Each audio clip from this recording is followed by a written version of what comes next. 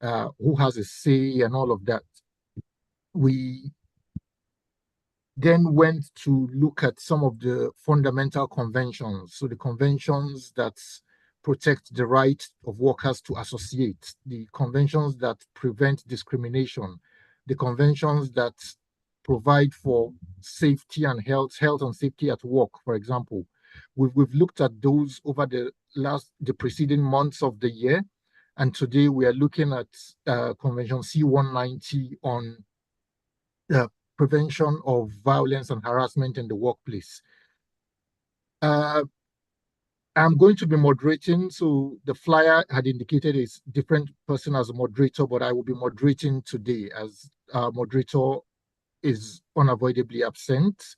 The panel comprises of eminent practitioners and scholars in the space of prevention of violence and harassment in the workplace. Our lead discussant is Professor Rosemary Danesi, who is a lecturer at the University of Lagos and in the Department of Employment Relations and Human Resource Management. Professor Danesi is a Fulbright scholar and a researcher in labor and employment matters. Join me to welcome Professor Danesi to this webinar. Thank you, Professor Danesi, for joining us today. Good afternoon, good morning, everyone. Good to be here. Yes. The second panelist is Furaha Joy Sangweme. Furaha is the founder of Africa Eliminate Sexual Harassment Initiative. And Furaha is currently based in the Washington, D.C. and conducting some research there as well. Please join me in welcoming Furaha Joy to the webinar. So thank you for having me. Yes, thank you for coming. So we'll go straight in. We started a bit late, so I guess we'll try to make the best of the time available and hand it over to our lead discussant, Dr. Danesi, to make the lead presentation. Dr. Danesi has prepared some slides which will be distributed at the end of the webinar. So, Dr. Danesi, over to you, please. Okay, thank you very much, Shehu. I'm happy to be here. Yes, today we are supposed to be looking at the ILO Convention 190, and that convention is the convention that seeks to prevent violence and harassment in the workplace. And the convention was adopted in June 2019, and it is the first treaty to recognize the right of everyone to a world of work free from violence and harassment, including gender-based violence and harassment. Now it is said that this convention is the fastest ratified ILO convention ever.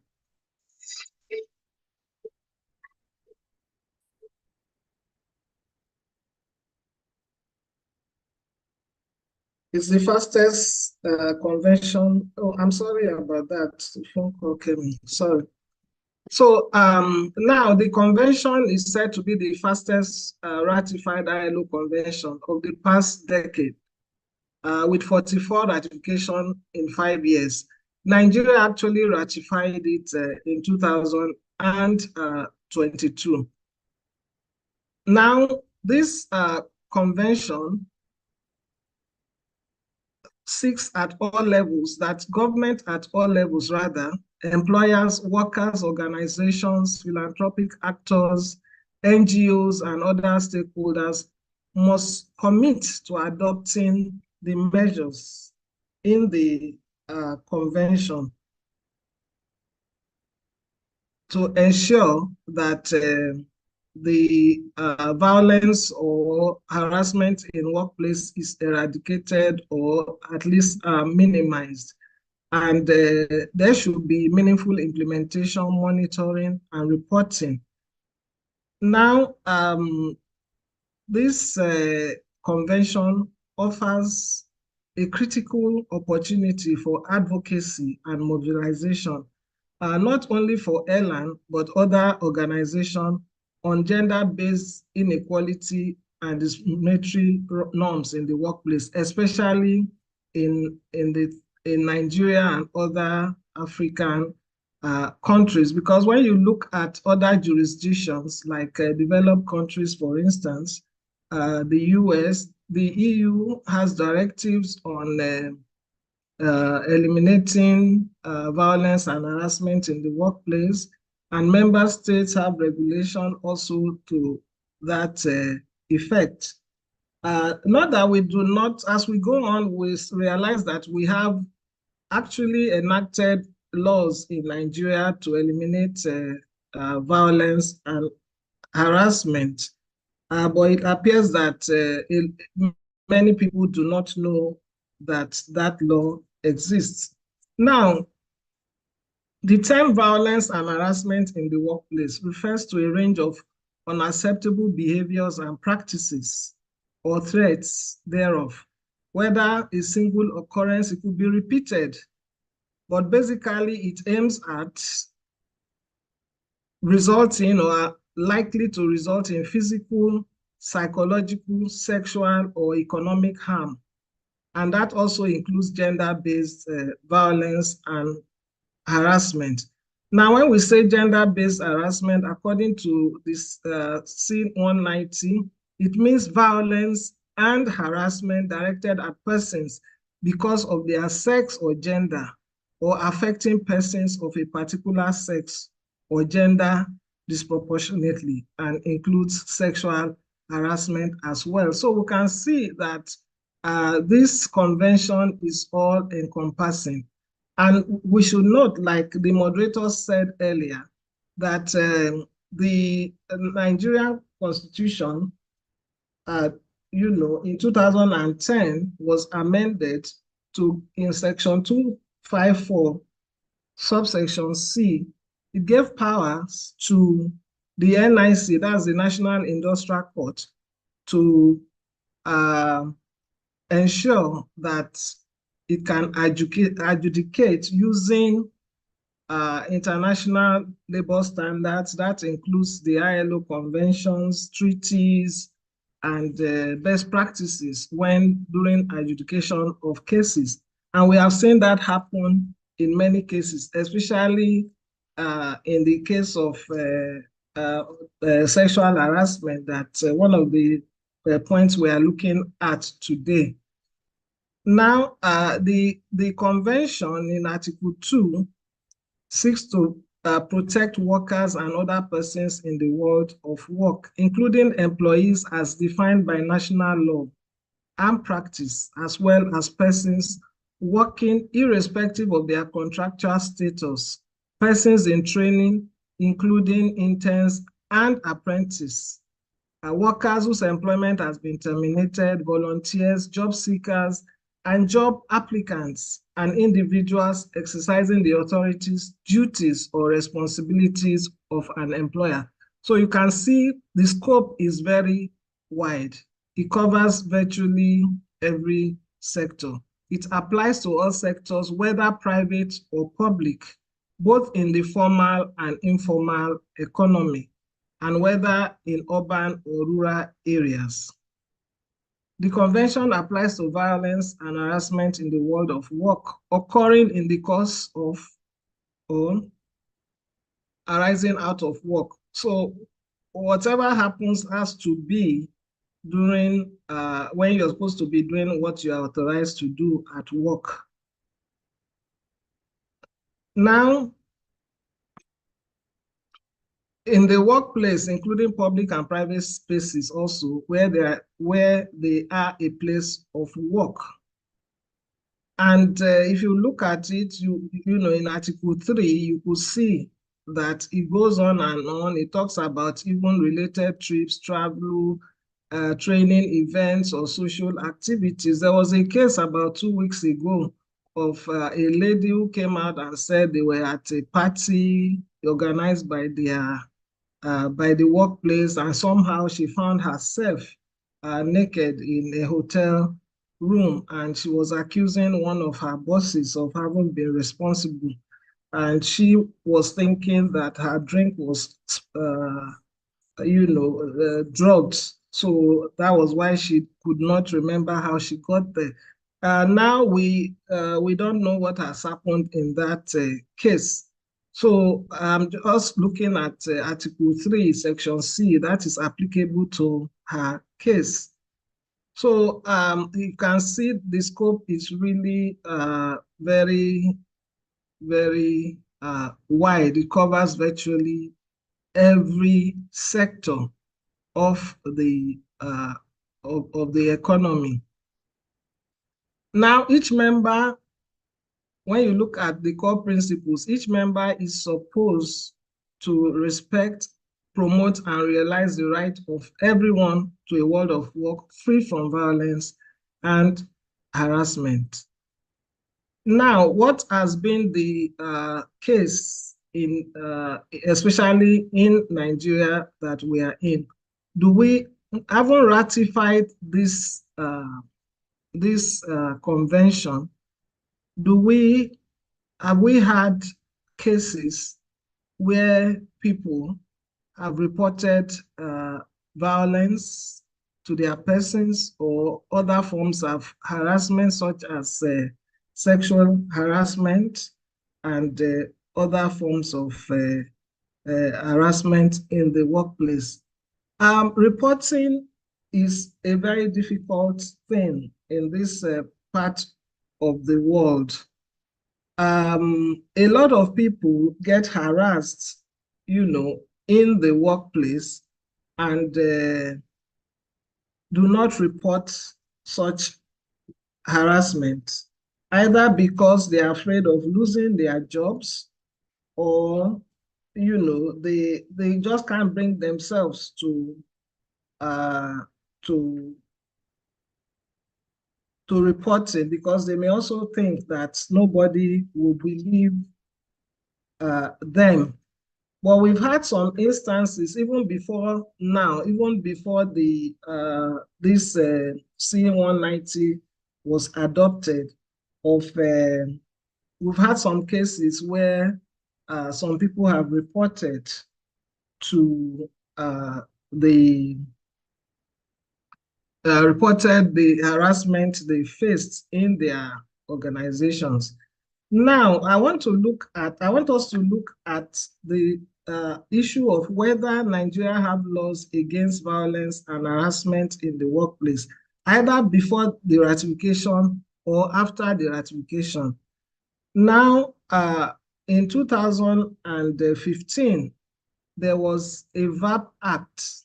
It is called VAP Act, popularly called VAP Act, but it's a Violence Against Persons Prohibition Act. It was signed into law in 2015. Now you can see that even before the C190, Nigeria has promulgated a law against violence, against harassment, and so on and so forth. That act is available online. You can download it, and then you see the various provisions, in that act. It talks about punishment, spanning imprisonment, or fines, or both, for perpetrators. And then for victims, it goes as far as giving compensation for people who have been affected, especially when it comes to gender-based violence. Then in the case of sexual harassment in the workplace, we have had cases like AGK Maduka and Microsoft. That case was decided in 2013. by the National Industrial Court. Even though at that time we did not have the VAP Act and we had not ratified this particular convention, but the NIC, had to use the empowerment that has been given it by Section 254 to adjudicate in that matter. Though in the Constitution we have Section 42, which talks against discrimination. That particular section was used, as well as other international labor standards to adjudicate in that matter. Now, the court held that the employers did not conclude the investigation to that allegation, and they actually sacked Mrs. Maduka for even reporting that matter. And she went to court, and eventually it was judged in her favor. She was able to show that she was not even the only one harassed. Witnesses came up and said her boss had a lot of times also did things that constituted sexual harassment to them. And at the end of it all, she was awarded a 13.2 million, 13.2 million in damages against Microsoft, and they had to pay her that amount at the end of the day. Then we also have the case of Pastor Mrs. Abimbola Yakubu and Financial Reporting Council of Nigeria and another.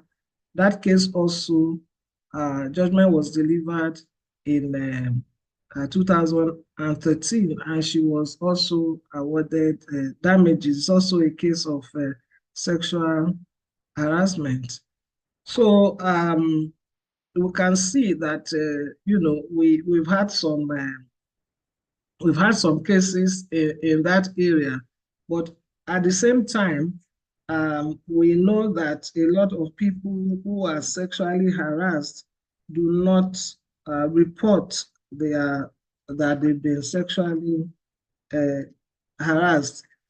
Now, the NLC at one point conducted some research, some survey about to see, surveys on gender-based violence, and they conducted the survey in conjunction with the Solidarity Center, and the respondents under 30 and between 30 and 39 years old had the highest rates of gender-based violence and harassment. The poll found that over 44% of all female employees said their boss or supervisor had made them feel uneasy due to their gender or sex. Now, this included making sexist comments, caressing, winking, pinching, sexual assault, grasping, and contacting the inside palm of their hands without their permission, of course. It also covered giving embraces, kisses, shaking hands, sending sexually explicit photographs via phones, and stalking. Only 19.6% of respondents said they reported incidents of gender-based violence and harassment at work. So you can see that the reporting system is really very low. Just 19% reported. More than one-third said that even when violations were reported, justice was rarely upheld. So it means that many organizations, either they don't have the policy in place against gender-based violence and harassment, or they just don't bother to do anything about it. More than half, that's 52.2% of all women workers interviewed reported having been threatened while at work or on their way to and from work. only 24.3% of respondents indicated that they have received training on how to defend themselves against various abuses, including sexual harassment, indicating that access to quality gender-based violence and harassment training in the workplace appears to be restricted. So that was the NLC survey sometime in 2021. Now I want to go back. I want to go back to the Violence Against Persons Prohibition Act because it actually has a lot of what we have in the C190 convention. The VAP Act, that's the Violence Against Persons Prohibition Act, seeks to eliminate violence in private and public life, prohibit all forms of violence against persons, and to provide maximum protection and effective remedies for victims and punishment of offenders and for related matters. It talks about rape. That was the first provision in that act. It gives a broader definition different from what we have in the criminal code, as well as the penal code. Now, the courts usually will award appropriate compensation to the victims as it may deem fit in the circumstances. For instance, a person under Section 2, subsection 1, a person who willfully causes or inflicts physical injury on another person by means of any weapon, substance, or objects commits an offense and is liable on conviction to a term of imprisonment not exceeding 5 years or a fine not exceeding 100,000 or both. So this VAP Act is all encompassing. It applies to the workplace and it applies to also domestic violence. A lot of times, most of the cases that come up to FIDA, of which I'm a member, that's International Federation of Lawyers, are usually cases of domestic violence. And a lot of times we prosecute those cases, pro bono in the law courts. There a lot of times we hear of violence, gender-based violence, especially at home. That's as domestic matters. There are very few cases of violence in the workplace that are reported. That is not to say that they don't occur, just like the case of sexual harassment, in the workplace. In 2000 and I think it was 2022, the National Assembly also passed a bill on sexual harassment in tertiary institutions, and that bill that later became an act, because the president assented to it, just, focused on tertiary institution. I think at that time it was because of, especially there was this report by BBC of an expose they did on UNILAG involving 2 lecturers. And those lecturers were eventually dismissed from service.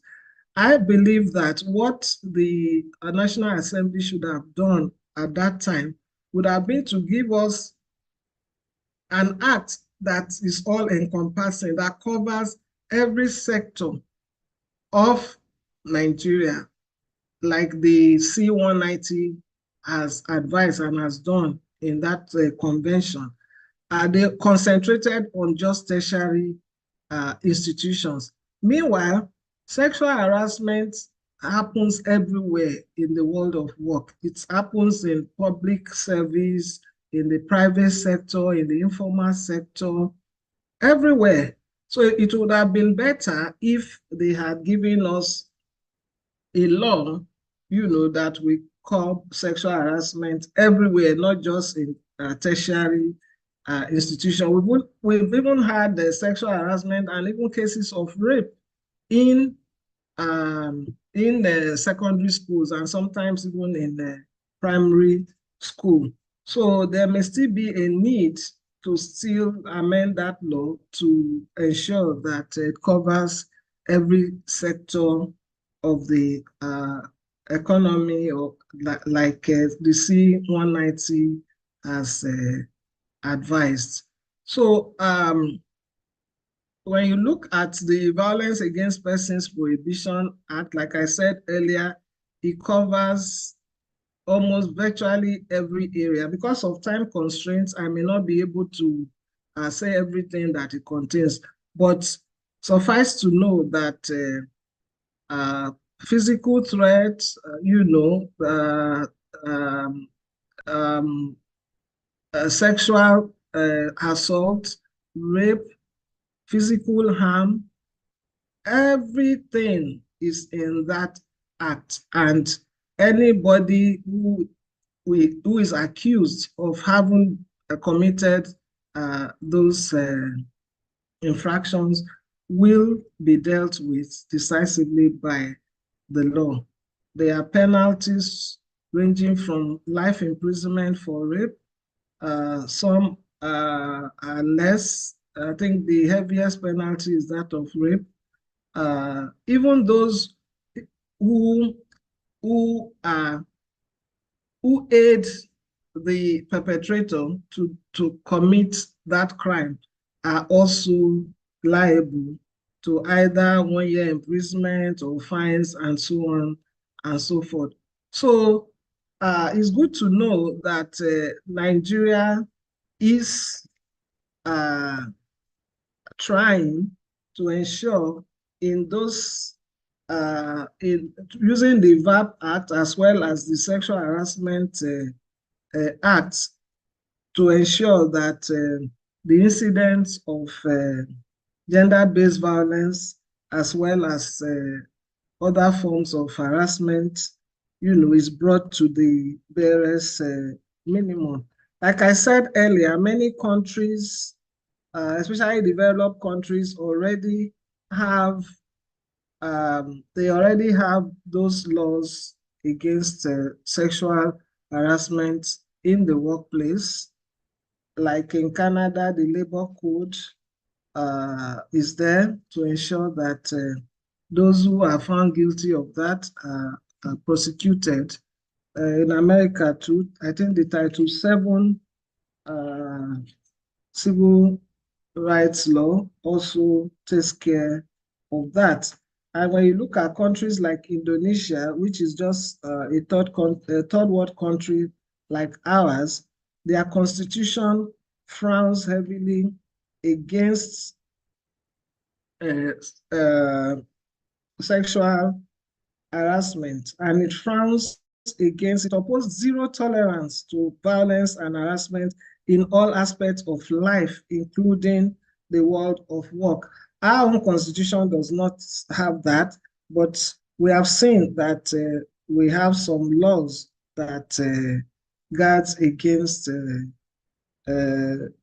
gender-based violence and harassment, not just in the world of work, but in every other areas of life.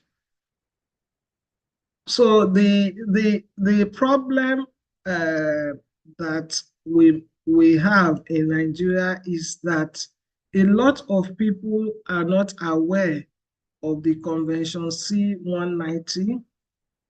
Even people who run businesses, I discovered that a lot of people have never heard of Convention 190, even though we ratified it in 2020. And many people also have not heard about the VAP Act and the Sexual Harassment Act. So a lot of people, like I had shown with the NLC survey, do not even report that they are going through such things in their various places of work, because many of them don't even know that they have laws that can help them to get their harassers or those who have perpetrated the violence against them either locked up or, somehow get justice for whatever has happened to them. So access to justice is a big problem. And when you don't have access to justice, when you believe that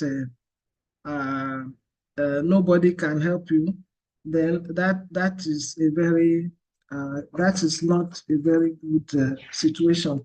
The only way we can ensure that Convention 190 and the content and what it advocates can get to everyone is through advocacy. We have to ensure, even airline has a role to play in that. We should not just talk here and leave it at that. We have a role to play in advocacy to ensure that the general public, know that these conventions are there and that there are laws that will protect them if they go through this kind of victimization by their perpetrators. So I think I would leave it here, and then maybe during the Q&A we can amplify whatever we need to amplify there. Thank you for your attention. Thank you, Dr. Danesi. It's been very comprehensive, even despite the limited time. I will move this discussion by asking Furaha Joy to comment on, so the C190 has been described as a game changer. It's came into force in 2021, even though it was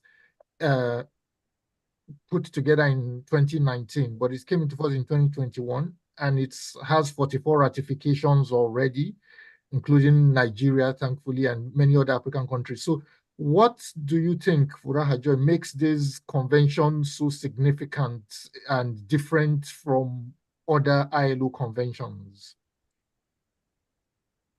Thank you so much for the question. And once again, thank you so much for inviting me to be a part of this very important discussion.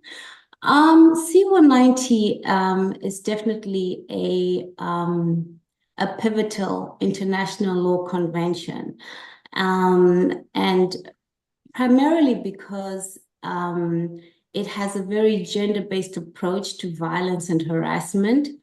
And that is important because it is an instrument that is centralized to the issue of employment, the workplace.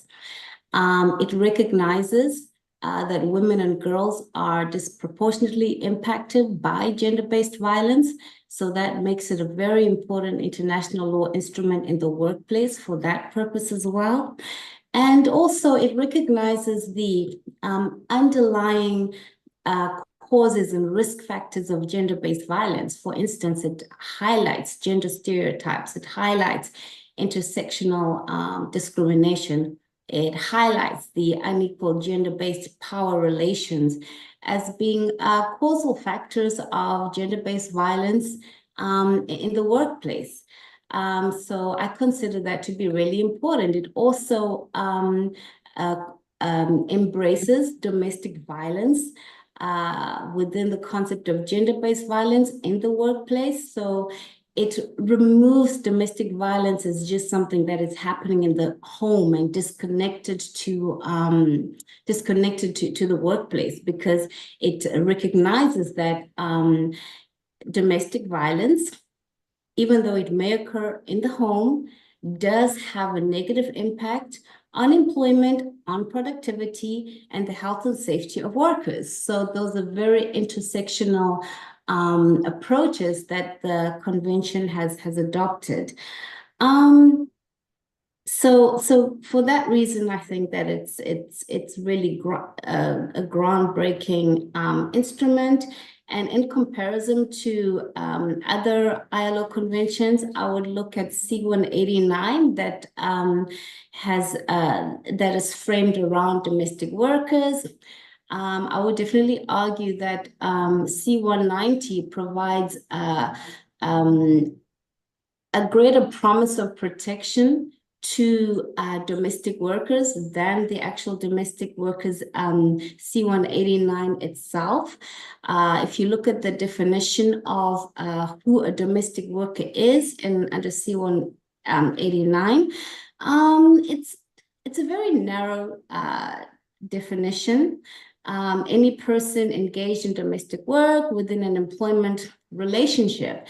And why is it limited? Because an employment relationship within many employment laws across the globe, in just looking at our African context, don't include domestic workers within that employment context. So they may be explicitly excluded from labor law protections in national domestic laws. So this is not an avenue that many domestic workers can utilize when it comes to for their protection when they are faced with violence and harassment. Another factor that I considered is just how they define domestic work under the Domestic Workers Convention. Domestic work being something which is work performed in or for a household. The term household is not defined within this convention, but it is assumed. But domestic work can, take various forms that may not be necessarily limited to what a household is. So that term household is really something that has to be expounded on and can result in the erosion of the rights of a domestic worker. So I think also the C189 provides protection from abuse and harassment and violence. But C190 goes into, as Dr. Denisi has so well articulated, into more detail into what the definition of violence and harassment is. So, so it really articulates very broadly. It goes, C190 goes into the consequences of violence and harassment, the physical and psychological, sexual or economic harm that results from violence and harassment, and how it also includes sexual harassment specifically within C190, which it does not in C189. But we know there's sufficient data that indicates that domestic workers are particularly vulnerable to sexual harassment and that they are workers just like any other workers. But yet they are marginalized in terms of labor law protections. So C190 really provides this opportunity to provide greater protections for domestic workers, and and I think this is how it distinguishes itself from other ILO conventions that have attempted to or that seek to protect workers within the context of violence and harassment. So thank you. I think I've exhausted that question.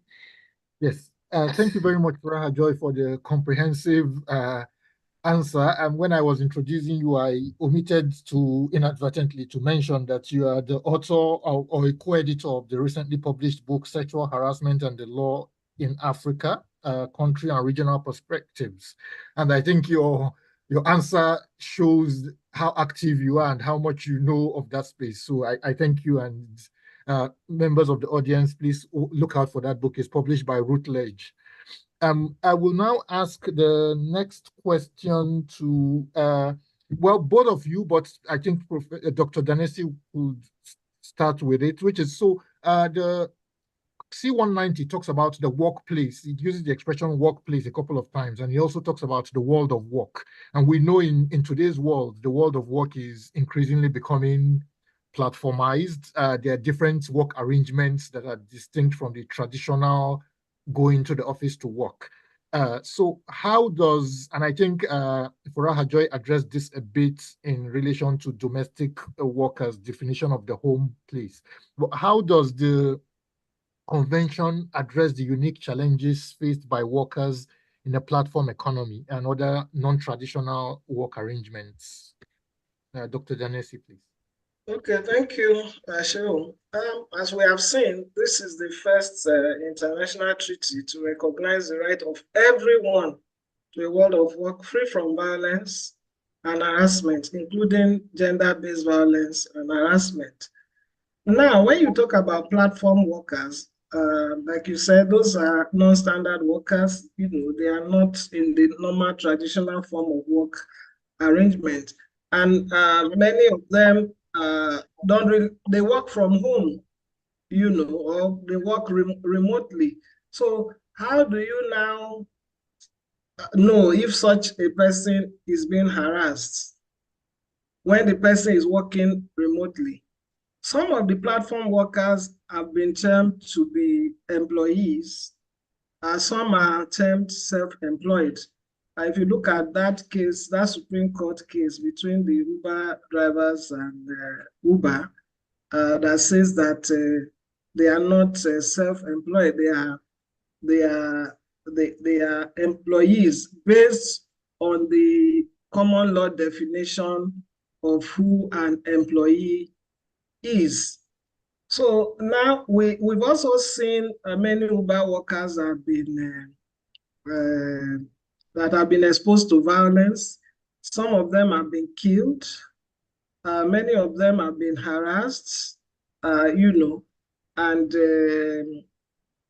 though a lot of times we don't get to hear what happened thereafter, whether the Uber organization that they work for has done anything about it, or whether the perpetrators have been found.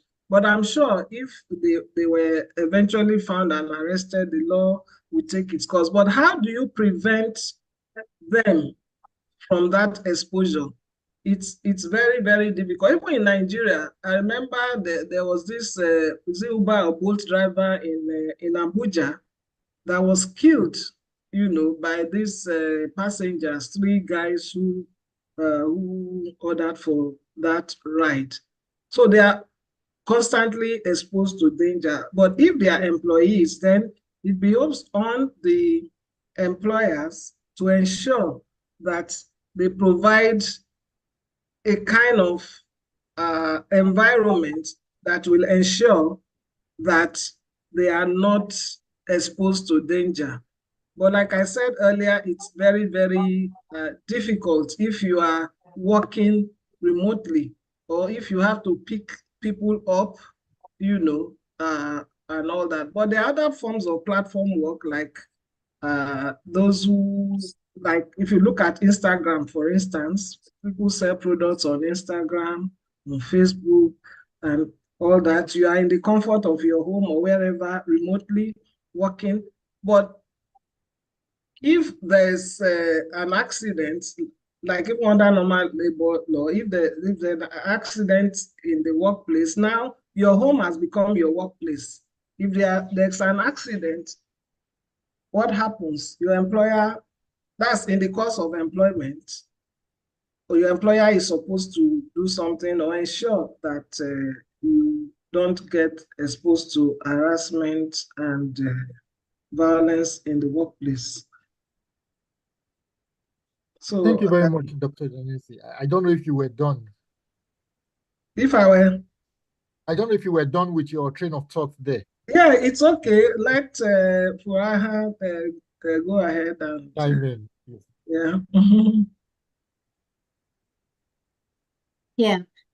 Yes, thank you. So, as you have pointed out, the C190 has a broad scope in terms of who it includes as workers and those that it protects. So it goes it encapsulates a broad range of potential workers, and one could assume that this should or this ought to include platform workers as well, because it C190 speaks to the rights of workers irrespective of their contractual status, and it also speaks to the rights of workers irrespective of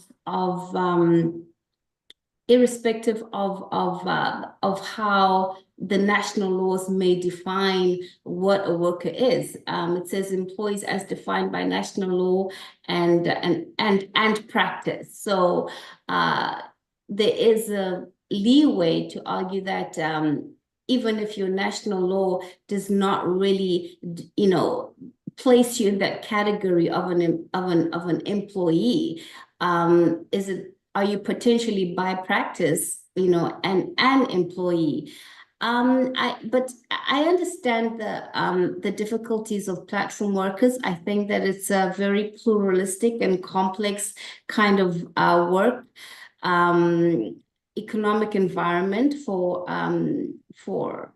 somebody like myself who's not really familiar with the specifics of platform work. But I think that there's definitely an intersection between the problems of rising online harassment and the rising online platform workers. And data also tells us that this is still, depending on the specific digital platform, that there is a leaning towards a male-dominated digital infrastructure. And when you have something which is maybe male dominated, data also does show us that, the propensity for violence and harassment against women could most definitely increase. So I think that there's definitely room to come to some sort of consensus on the definition of what a platform worker is. I'm not really sure if that has been reached yet, but I think that was one of the tensions when it came to a universal agreement on what constituted a platform worker. Thank you very much, Furaha Joy. I will now turn to Dr. Danesi. The C190 recognizes the point that the data from the NLC 2021 survey showed, which is low reporting. I think what I saw on your slide was 19% about that, which sounds like a very low statistic. So what do you think? I think as at that time, Nigeria might not have already ratified C190. But now that C190 has come into force in Nigeria, what do you think C190 adds to protect both by legal measures or social measures or measures required of the employers to protect victims? Because it seems from the statistics that a victim of sexual harassment is now further victimized in the effort to seek remedy. So what do you think C190 has brought to ameliorate that difficulty that victims face? Thank you, Shehu. C190, when you look at Article 10, it says that member states that have ratified it should take certain measures, certain steps to ensure that they monitor and enforce national laws and regulations regarding violence and harassment in the workplace. Like you pointed out about the NLC survey, 90% reportage. Now, it is only when you report, actually, that people will get to know that you are going through any form of harassment. If you condone it and you don't report, nobody will know. But then, if you put in place, if you ensure access to appropriate and effective remedies and safe, fair, and effective reporting, as the C190 says, and put in dispute resolution mechanisms and procedures in this kind of cases, then that will help.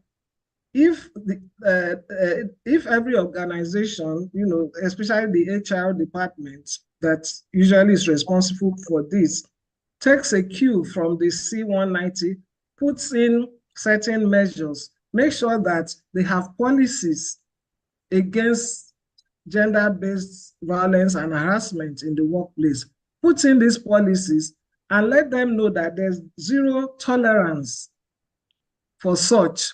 I think that will go a long way. And also, if you put a fair procedure in place about reporting, if you ensure that when you report, you will not be victimized. For instance, the case of AGK and Microsoft in 2012 that I mentioned, she reported and she was further victimized. And the boss had threatened her that, look, I will make, if you don't accede to my request, I will make sure you are dismissed. And when she reported, she was actually dismissed. That was, she brought in Microsoft America and Microsoft Nigeria into the case.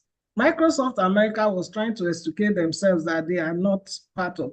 But NIC said, this Microsoft Nigeria is your subsidiary.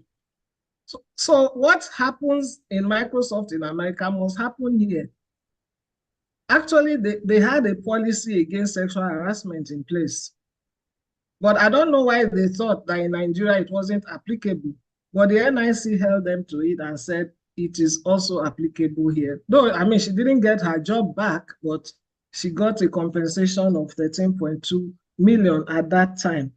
So if every organization puts in place a policy, because now we have ratified that convention, it is binding on us. NIC can use it in its adjudication. That's why I say advocacy will also help, because sometimes you see that people don't actually know that they ought to do these things to prevent sexual harassment in the workplace and so on and so forth. Because sexual harassment can cause, like Joy said earlier, the kind of emotional, psychological damage that it can cause for you in the workplace is enormous. Sometimes you are so emotionally drained that you are not able to perform well at work. So it's important that every organization ensure that they put these measures in place. And also the courts come in, because when it comes to adjudication, if the case had to get to court, then they have to do their own bit. And I'm so happy with Section 254 of our Constitution, that has ensured that the NIC is empowered to adjudicate all these cases using international labor standard. But what is very important is that it must be reported. There should be a fair and effective reporting system, a fair and dispute resolution mechanism put in place at work. And every organization must ensure that they train their workers. It's important that they train, like the C190 has advocated, you train the workers to ensure that, look, the company has zero tolerance to sexual harassment or gender-based harassment. Women are more impacted when you talk about gender-based violence or sexual harassment. That is not to say that men don't get harassed. Of course they do, but when you look at the statistics, you see that women are more exposed to gender-based violence, and even at home, and sexual harassment, in the world of work. So there must not be retaliation or victimization according to the C190, against the person who is complaining, against the victims, against the witnesses, against the whistleblowers. And legal, social, medical, and administrative support measures for complainants and victims must also be put in place. And I think we have that. These NAPTIP are the ones that are supposed to work on the VAP Act, for instance. You see that sometimes when they report cases of rape, you see they take over and ensure that they provide support for those victims. So what is important is that every organization must ensure that they key into the C190 convention to make sure that they have zero tolerance for gender-based violence and harassment. The one thing I wanted to mention in the informal sector, for instance, among apprentices, you will notice that they are usually subjected to violence by their what they call them now, their masters. And when you interview, I've had to work with, interview some of them, and they think it's normal. That is part of the work. If you are not learning fast enough or you are not getting it, then your master can slap you, he can kick you, he can do whatever he likes, and it is condoned because they think it's normal. Even when I did, there was this research I did with a colleague in 2017 on workplace bullying. And we interviewed people with, verbally, one-on-one, and then we distributed questionnaires. And many workers, even though some of them were managers and higher people, they said some of the things we itemize as bullying. They said, oh, so if my employer screams at me or shouts on me or throws his pen on me, that is bullying. They were all like, we thought it's normal. Somebody older than you or someone who is your boss can do all those things. It's normal. It's not bullying, So even up till now, you see that a lot of people still condone all those forms of harassment in the workplace because, especially in this part of the world, in Africa, because they think it's normal. Someone older than you. Even domestic violence. You remember Osinachi and Co., even though their husbands were constantly being violent and everything, the church, religion comes to play, culture comes to play. The church will say, oh, no, it's your husband. You can't leave him. Then until he kills you, We have cases like that. So that's why I still say advocacy. Yes, C190 is there, but we need to let people know that some of those things they condone is actually violence, is actually harassment, so that people will understand and then they will be open to reporting, and then employers will know that, look, we have to do this, do that, and put those things that are recommended by the C190 in place in order to ensure that all these things stop. Thank you, Shehu. Thank you very much. Again, a very comprehensive response. And your last point actually leads into my next question to Furaha Joy, which is actually the last question for the panel, other than audience questions. Furaha Joy, to what extent, I think in doing the public work for the publication of your recent book, you would have looked across various countries across Africa. So to what extent do you see workers and just generally people relying on C190 or even domestic similar legislation to assert their rights and seek protections or remedies for violence and harassment? Yeah, so thank you for that question. I think that the work of trade unions has been really groundbreaking. But I just want to tie back to to Articles 8 to 9 of C190 and just say, those provisions really highlight the implementation gap. That you cannot have effective redress when it comes to violence and harassment if you have not fully addressed reporting mechanisms, if you have not addressed retaliation, if you have not addressed the investigation process itself. And so when it comes to, seeking redress, one problem is that there has been opposition from employers just in terms of accepting the reality of a C190, and that governments have been more likely than the employers to support the ratification. And so the obligation on member states to ensure that C190 is ratified may hit a roadblock if the employers themselves are also sort of resistant to that. So it's really important that our laws integrate provisions on retaliation, clearly stating that there are consequences for retaliation, and clearly providing reporting mechanisms that protect an individual, a complainant, when they are going through that process of wanting to report. So that's really important. A lot of the court cases that we have seen, especially in the area of sexual harassment, have,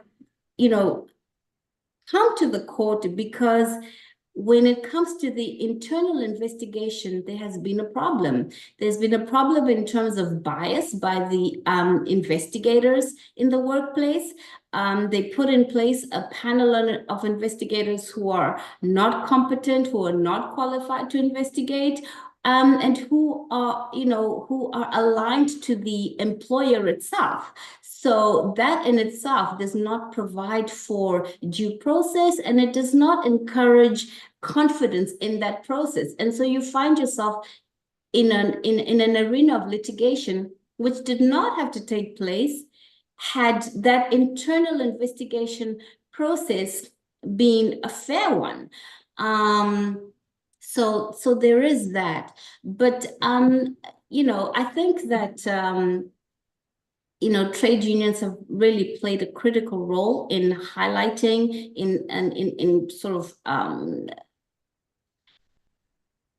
bringing to the fore the importance of C190, even where C190 has not been ratified by those countries. Zimbabwe is an example of that, has not ratified C190, but the Amendment Act 11 of 2023 added penalties that had the wording of C190, Article 3 of C190. So that was progress. And then also, Lesotho is an example of a country where the trade unions won a binding agreement to end gender-based violence with garment suppliers as well. And then, of course, South Africa has its code of good practice, which aligned itself to C190 with regards to sexual harassment cases. Indonesia is an example of a country that included sexual harassment in its criminal law as well, because of the work of trade unions. So those are examples that do provide hope, and just in terms of the trajectory of recognizing the rights of workers to protection against violence and harassment. Thank you very much, Furaha Joy. Again, very insightful responses. It seems like there's a lot of light coming from Southern Africa. Hopefully the other regions of Africa are also making progress in this direction.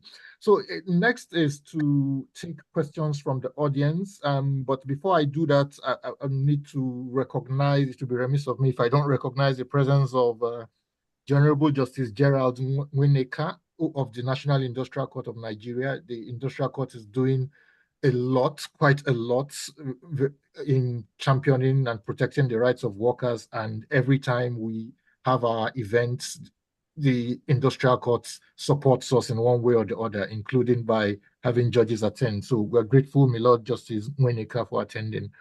I will also recognize the presence of Mr.